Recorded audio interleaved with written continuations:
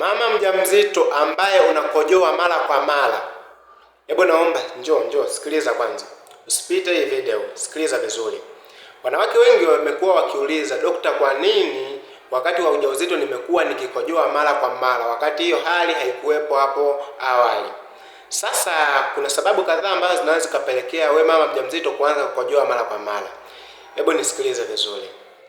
Namba moja ni mabadiliko ya homoni, hasa homoni ya HCG pamoja na homoni ya progesterone. Hizi ni homoni ambazo zinazalishwa kwa wingi sana wakati wa ujauzito, hasa mwanzoni mwa ujauzito kwenye trimester ya kwanza pale. Sasa hii homoni ya HCG ikizalishwa kwa wingi inapelekea damu kupelekwa nyingi sana kwenye figo kwa ajili ya kuchujwa.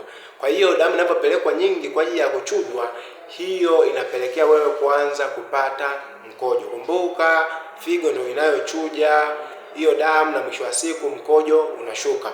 Lakini vile vile homoni ya progesterone inapokuwa ipo juu, ni kwamba inapelekea kulegea kwa misuli ya kibofu. Misuli ya kibofu ikishalegea, ni kwamba kibofu kitakuwa hakina uwezo wa kubeba mkojo mwingi. Okay? Namba mbili ni kwa sababu ya kuongezeka kwa kiwango cha damu kwa mama mjamzito.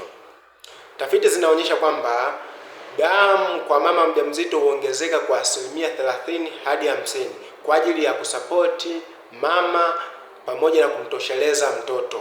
Sasa ongezeko hili la damu inaifanya figo kuendelea kufanya kazi kwa nguvu zaidi, kwa sababu damu imekuwa nyingi zaidi. Kwa hiyo maana yake utajiona tofauti na ilivyokuwa hapo awali. Namba tatu, ukuaji wa kizazi.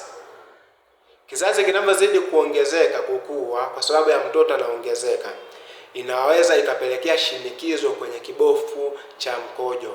Kumbuka, kizazi pamoja na kibofu cha mkojo vipo karibu sana.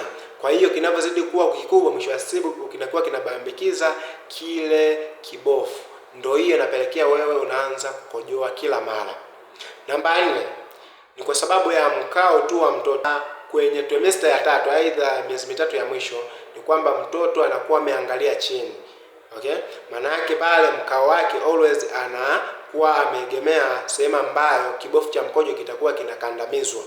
Kukandamizwa kule kuna kufanya wewe uanze kukojoa mara kwa mara. Maana yake kibofu cha mkojo hakiwezi kabeba mkojo mwingi tena, kwa sababu kinakandamizwa. Ni kama nini?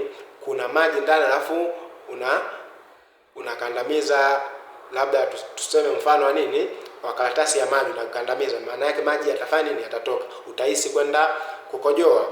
Lakini sababu ya tano ambayo ni mara chache pia ni changamoto za UTI. Ukiona kojoa mara kwa mara, wakati mwingine inawezekana dalili za UTI.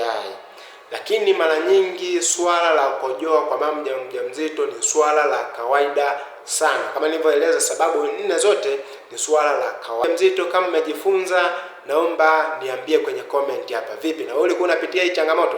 Nitafurahi sana kuona kama umecomment hapa.